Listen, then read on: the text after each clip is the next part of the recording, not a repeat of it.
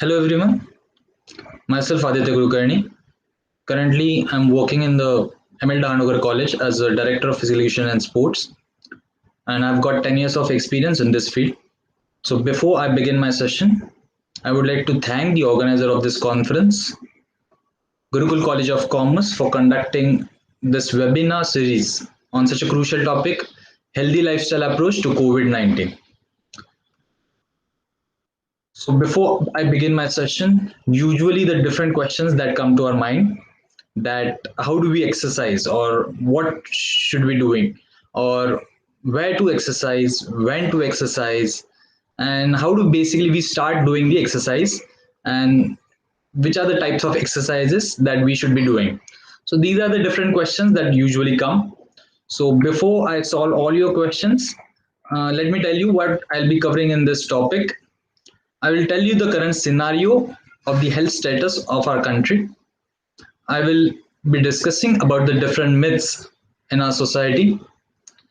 I'll also tell you about the what are the different components that come under the overall fitness that we call, that is HRPF and SRPF, in which I'll be explaining the muscular strength, endurance, cardiovascular endurance, flexibility, body composition, and I'll also explain you that how do we find the intensity of the exercises or which principle are to be kept in mind while exercising, which is FITT and sport. So these are the different things that I'll be covering in this topic. So let us begin. So before I begin, let me show you the stats. Currently, we have around 14 million obese children, and we are ranked at the second in overall world in terms of total number of obese children. So these are the current statistics that we have. Next, I would like to show you is that in urban area, if you see, there are 3 out of 4 Indians are overweight, and their BMI is basically above 22, 24. So basically, that percentage is about 73%. So there are many people in urban area who are living the sedentary lifestyle, and because of it, the overweight percentage has increased from the last a decade, I would say. And if you compare the diabetic patients, look at the numbers. India has ranked at second. India has got about 75 millions diabetic patients, and this is the latest current stats that you can see. So you can find out that why is the reason that you need to exercise on the daily basis. These are the different things that you can avoid, and there are also different things that I'll be discussing in the later in the slides. So let us discuss about the different myths that we have in our society. You might be hearing these sentences in your relatives or your friend circle that basically I'm young or my BMI is within the range, so I don't need to exercise, or I've become old, so I don't need to exercise. BMI is basically a body mass index, which is the height or and to the weight ratio. So if it is about 20, then usually you are considered as overweight. If it is below 20, then you are within the range. But because you are within the range, that does not mean that you are fit. This is the basic myth that we have in our society. Or I have become old. The people, those who are in the 50s or 60s, or like your parents, those who have become old, they usually have this tendency of saying that I've become old now, so I don't need to exercise. That is completely vague statement. You have to exercise no matter what is your age. So we'll be discussing about this. Second is that usually people are saying that he looks fit. This is usually heard when you see a skinny people, that he or she doesn't need to work out. Or my weight is 60 kg, which is within the range, so I'm fit. Or you might be hearing this as well, that I'm exercising every day, so I can eat whatever I want. And also the last statement that is usually heard from the housewives, that we already do many household activities, so we don't need to exercise. So let us discuss one by one. We'll start. I'm young and my BMI is within the range. Those who feel that their BMI is within the range, so for them, let us look at the different this slide. Basically, for kids, it is mandatory. It has been proved through research that they are supposed to spend at least 1 hour daily on a daily basis. If we speak about the teens, at least 1 hour daily, they should be spending their time. They might be doing the cycling, running, going for the trekking, or going for a walk, anything, any kind of physical activity, but that should be done for at least 1 hour. Speaking about the adults, you can see they can do different group activities, but that should be done for at least 30 minutes, and that is also for at least 5 days a week. And for the senior citizens, basically for them, the maintenance of your fitness level is very much important. So at least 30 minutes a day and 5 days a week is mandatory. This is has been proved. This is not my saying, or this is proved through research. So this is a very much important for in all age groups, is to maintain your fitness level and to participate in any kind of physical activity that one wishes to. So basically we can remember this, that you have to spend at least 30 minutes daily in any kind of physical activity. Moving on to the next slide. This usually the myth that we have in our society, the skinny people, those who look fit, but that does not mean they are fit, or those who have their weight within the range, so they feel that they are fit, but that is not the case. That does not have to be the case, because the true fitness is measured upon the different components. These components I'll be speaking later on the slides. These components decides whether you are fit or not, and not from the appearance that you can make out that he is fit or not. So next time you see any skinny people, next time you see any person who is saying that my weight is within the range, so I'm fit, so you can tell him that is not the appearance or the weight. You will have to measure, you will have to find, or you will have to measure through tests. There are different tests which are available for cardiovascular, for measuring the cardiovascular endurance, muscular strength, through which you can determine whether the person is fit or not.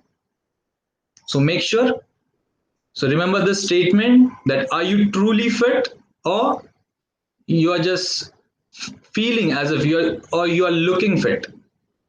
Moving on to the next slide. These are the different body types.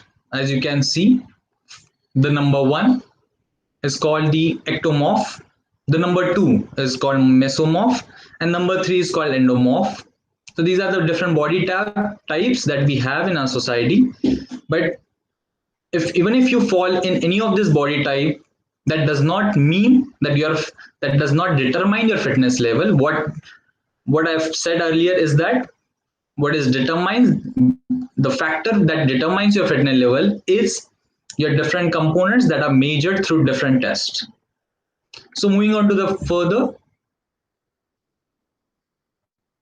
this is regarding your calories that you burn. As you can see, if you feel that I can eat whatever I want, even if you are exercising, then that is completely wrong. If you are exercising and if at all you want to increase your weight, or you want to gain the weight, then you will have to increase your calorie intake, and you will have to, the calories burned, as you can see, this is the example that of a John who is a 28 years old, he is 6 feet tall, 200 pounds. He is doing weight training for 3 times per week, as you can see. And if he wishes to lose his weight, then he will have to burn his calories more, and the calories that he is eating should be less. If at all he wants to maintain his weight, then the calories burned and the calories eaten has to be equal. And if at all he wants to increase his muscle mass or increase his weight, then he has to increase his calorie intake. That is, you can see the calorie intake is 3300, whereas the calories he has burned is showing is 2800. So if you're getting this point, then you must also remember this, that you should try and as much as possible to eat a fresh and healthy food, and not the junk food that is usually available, that is usually we order through Swiggy or Zomato. You should try and avoid these different drinks that you can see on this my screen, like Coca-Cola or mango or anything, those drinks. Or instead you should focus more on the juices or the soups that will not only help you in developing your muscle mass or developing your carbohydrate level or maintain your fitness level, but that will also boost your fitness level. Focusing on this physical activity pyramid, as you can see, usually the you have heard housewives saying that we do a lot many household activities, so we should not be doing any kind of physical activity. That is not true actually. If you can see in the base pyramid, whatever the household activities that you do, that is usually done every day. So depending upon your profession, depending upon what you do daily, you might be spending time in this physical activity, but that will not determine or that will not help you in increase your fitness level. What will help you in increasing your fitness level is that your intention has to be specific.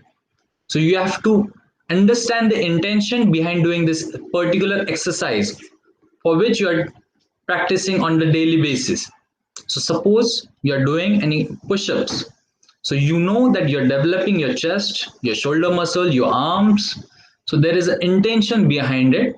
And if you're doing it on the daily basis, suppose 5-6 times a day, then only you will be able to increase your fitness level. So as you can see, as I had mentioned earlier in the previous slide, that you have to do at least 5 or 6 times a week and for a 30 minutes a daily exercise. Then 2 or 3 times a week you can participate in a strengthening or flexibility exercise, and you can limit your screening time or the time spent on the Netflix or watching TV or any other activities which falls under the sedentary lifestyle. So as you can see this pyramid, this is a pyramid that needs to be followed if you really want to live a healthy lifestyle. Moving on further, as we have discussed these different myths that are presently there in a society, let us understand why we should actually exercise.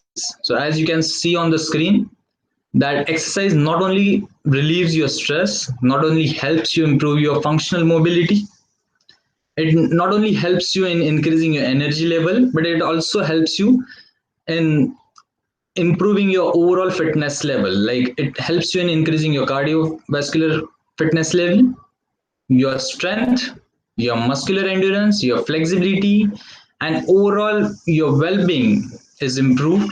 As you can see on the screen, that there are different benefits. There are mental benefits, there are emotional benefits, there are physical benefits, there are spiritual benefits.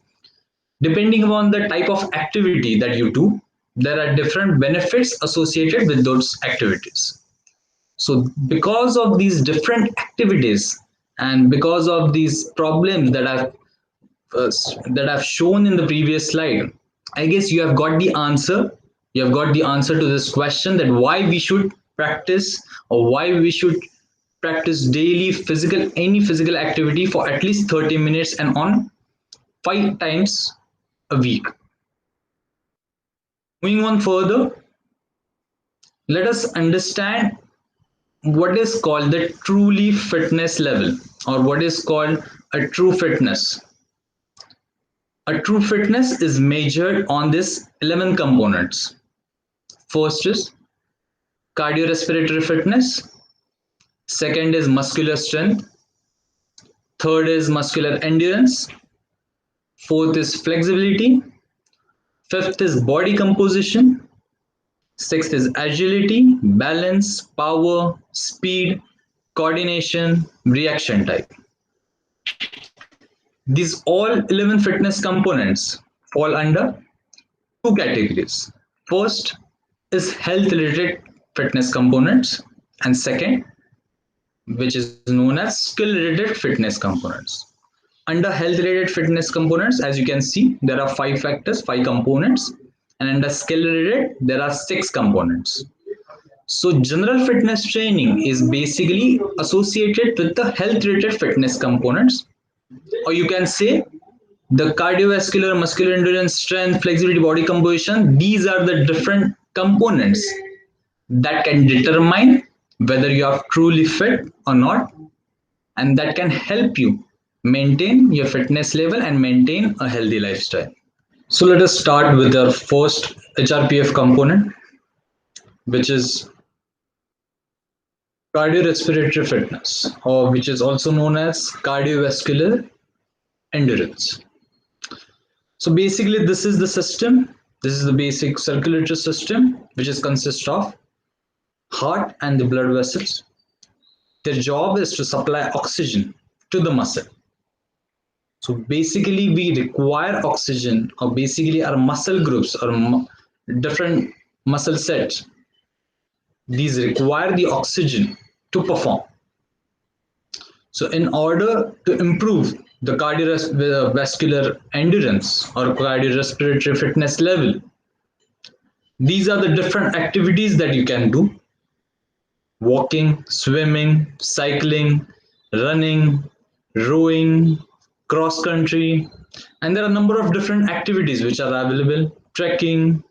So these activities, when you are doing it on at least 3 to 5 times per week, then you are able to increase your cardiorespiratory endurance. And this is very crucial, or I would say, or the more emphasis is given on this component, because if you see that there are different diseases which are related to the cardiorespiratory system, like hypertension, blood pressure, or different heart related diseases. So these diseases can be avoided. These things can be avoided if you practice on a daily basis and if you try to improve your cardiorespiratory endurance. Moving on further, next component is your muscular endurance. Muscular endurance basically refers to the ability of the muscle to continue contractions for an extended period of time without fatigue.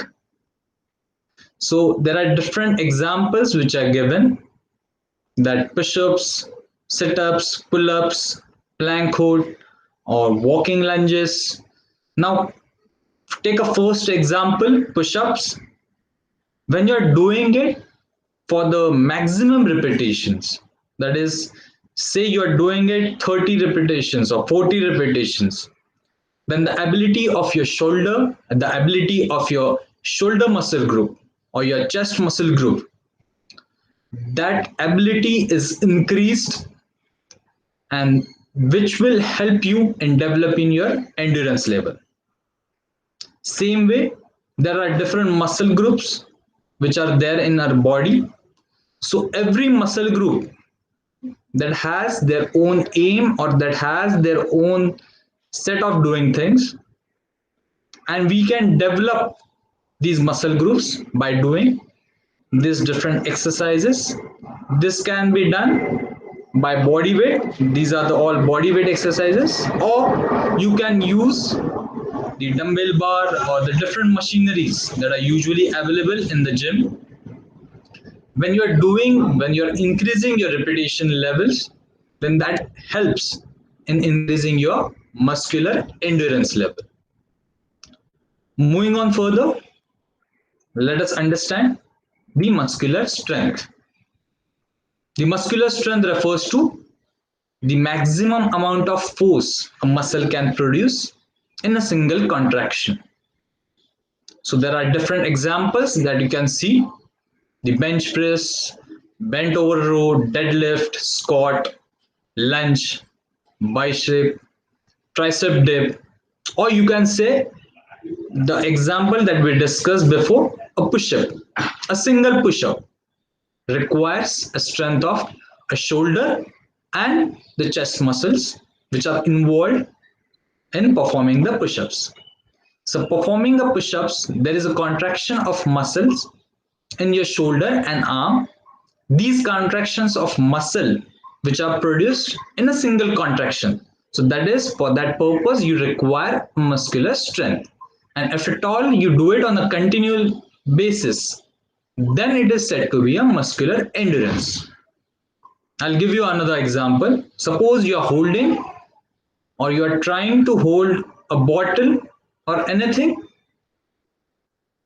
The amount of force that is required to lift that particular object is called the muscular strength, wherein when you're holding that object for an extended period of time, or the strength or the endurance required for holding that object for an extended period, then for that you require is the muscular endurance. So I suppose you have got the difference between the muscular strength and the muscular endurance. If at all we want to give the example of any particular sport, then I would give you the example of tug of war. Tug of war, the first pull that we do after the referee blows the whistle, the first strength or first pull with the rope that the team does, for that you require is the muscular strength. But when you are holding the rope for a period of time, then for that purpose you require the strength as well as you require the muscular endurance. So I suppose you got the difference between the muscular strength and muscular endurance. Now you can yourself find a different examples in daily lifestyle wherein you require a muscular strength as well as the muscular endurance. Moving on further, of flexibility. Flexibility refers to ability to move a body part through a full range of motion. So there are different examples which are given which can help you improve your flexibility. Static stretches which are done on a place without moving further, that is, you can hold your stretching position. Next is your dynamic stretches, which are moving stretches, I would say, which are more used in any kind of sports. When we are practicing any kind of sports, then usually the dynamic stretches are done after the warm-up or before the warm-up you can do, and the PNF stretches. So these are the different type of activities that you can do, and for that yoga is a very much complete package, I would say, in improving your flexibility, which focuses more on the flexibility.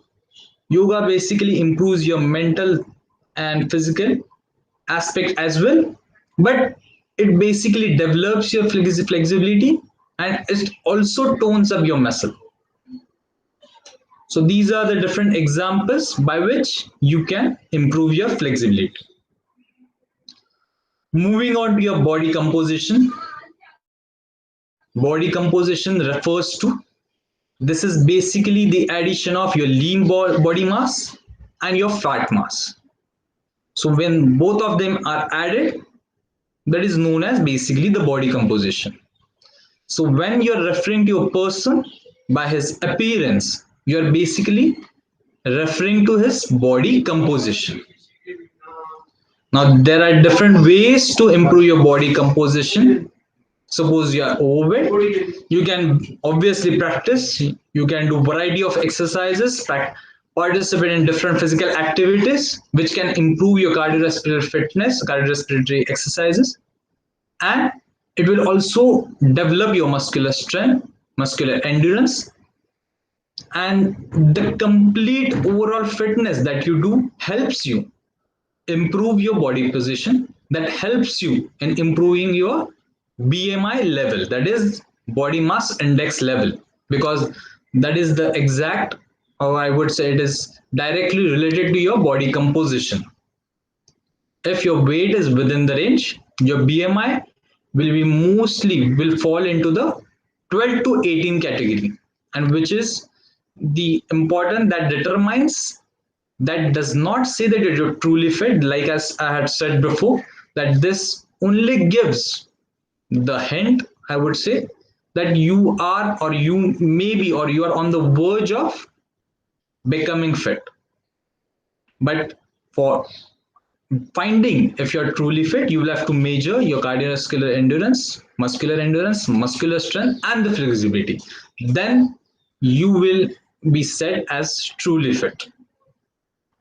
Moving on further, let us discuss the different SRPF components. SRPF components are known as skill related physical fitness components. These are power. Now, these components, before I start, let me tell you, these are not more important to the general population or the general fitness training, but yes, these play a vital role as well. These are more important in order to perform a complex level of activity, a more activity which has got more vigorous training. So for performing these activity, or in order to play any kind of sports, these are the different components are very much important, and you will have to develop these components. Then you will be able to excel in the sport as well, in any kind of sport as well.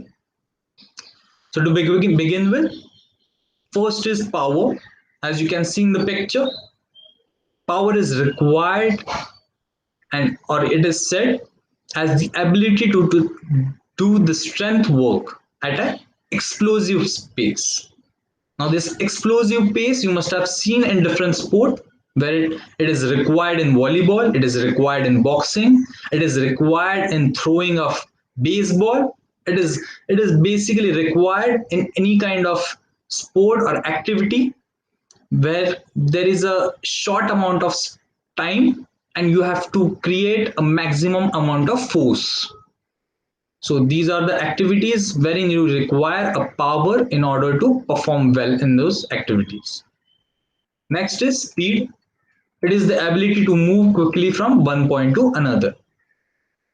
These are the different techniques. I won't be discussing about the different techniques that you can do in order to improve your speed, but these are the example by which you can obviously improve the speed skating or the sprinting or the doing 100-meter for 8 repetition. But this has to be, or the a skip, a run. There are different techniques or different exercises which helps you improving your speed and which is required for performing well in any kind of sport. Agility, it is the ability of body to change direction quickly. You must have seen the controller or uh, the person who is dribbling in basketball. You must have seen his agility levels. When he's faking the ball. When he's driving, you require agility in order to drive, in order to give fake.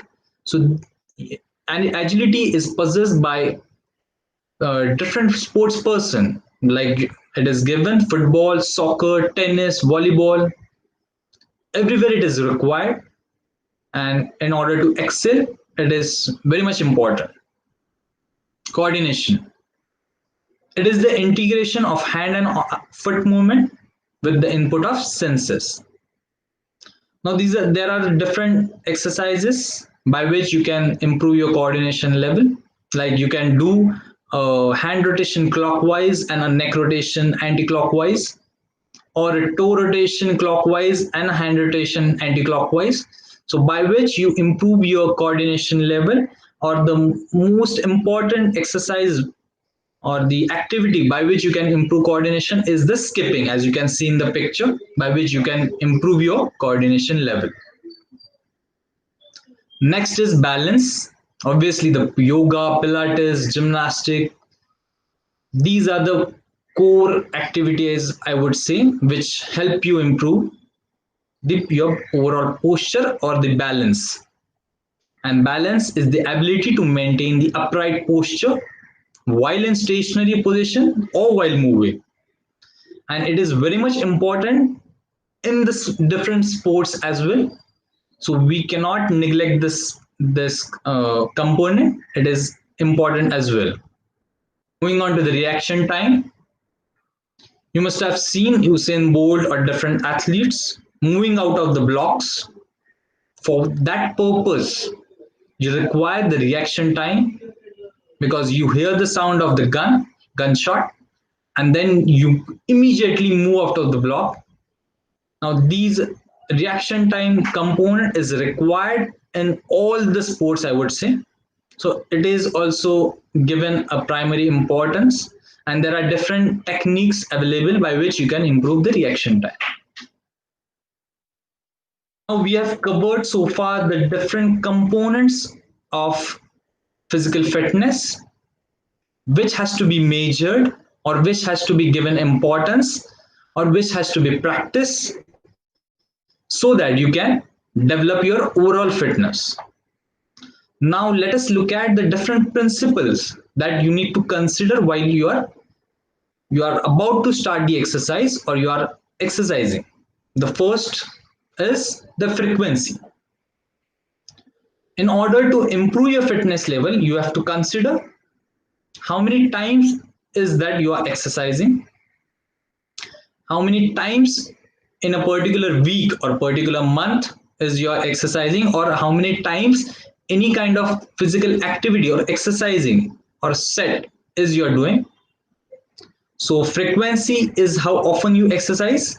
So that can be a set, that can be a particular exercises. Suppose a push-up, how many times you're doing it, 30, 40 repetition, or how many sets you are doing. Next is intensity, how hard you exercise.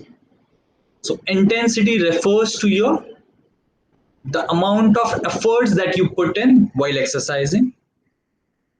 So suppose you're doing a push-up with a weight on your body, then that increases the intensity level of the push-up. Suppose somebody is sitting at your back and you are doing the push-up, then the intensity of the push-up gets increased.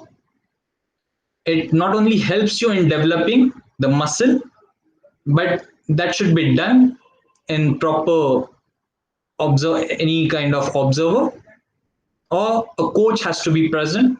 So the intensity is basically you can gradually develop or gradually increase so as to improve your fitness level.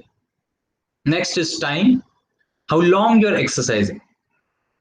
So time which is required, suppose you're cycling, how long you're taking, or how long you're cycling, how long you're running. At least if you're running, at least it has to be a 20 minutes a gradual, or a jogging 20 minutes is a basic time. For that purpose you should at least jog. So that time frame is very much important when you want to improve your fitness level. Next is type.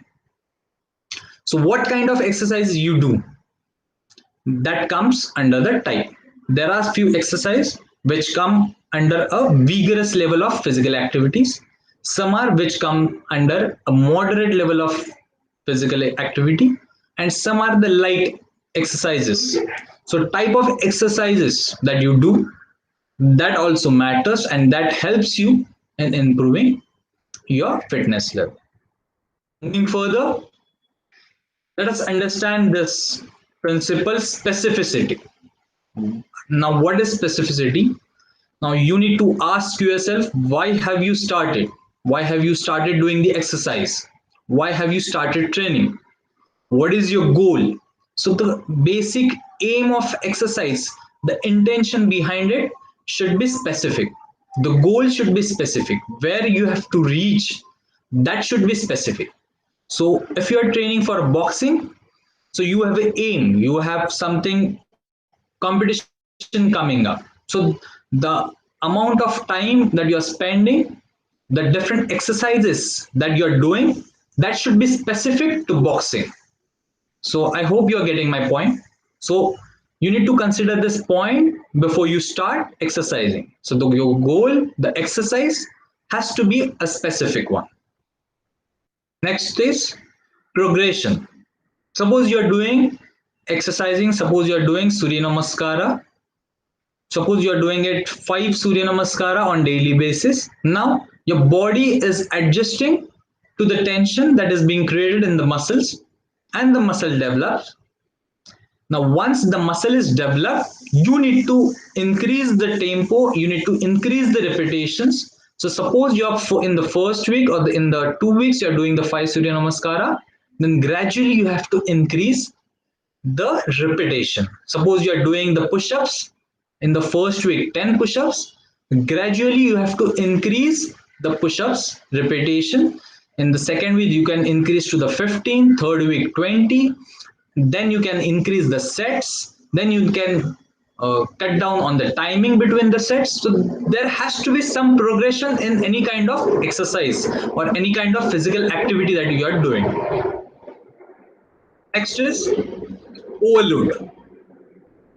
Overload is basically a principle wherein you are increasing either the weight or the intensity, or through time, or by cutting the time between the sets, you are increasing the overload that is basically associated with the intensity of the exercise that we discussed in the previous slide.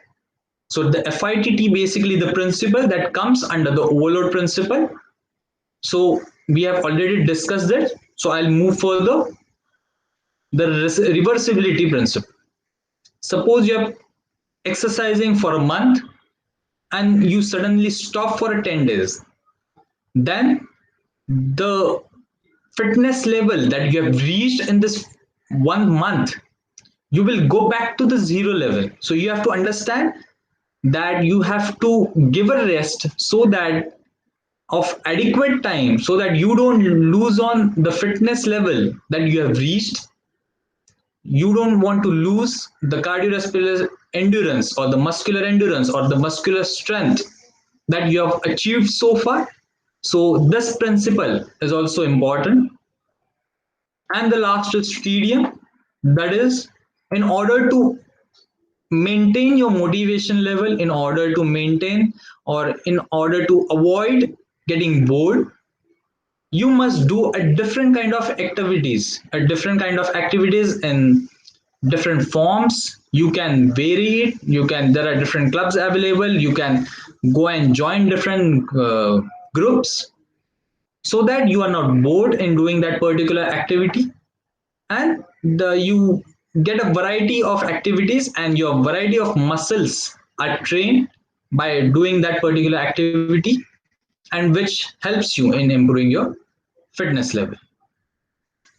So these are the references that I have used for the making this PPT.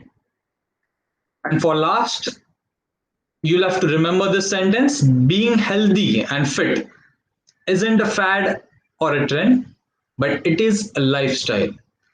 So I once again thank the organizer of this conference, Gurukul College of Commerce, for providing me this opportunity on taking this session on the general fitness training. I hope I have cleared all your doubts.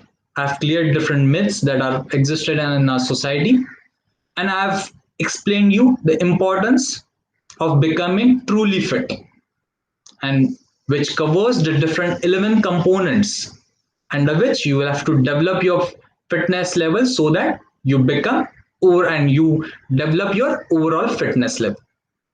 Thank you once again.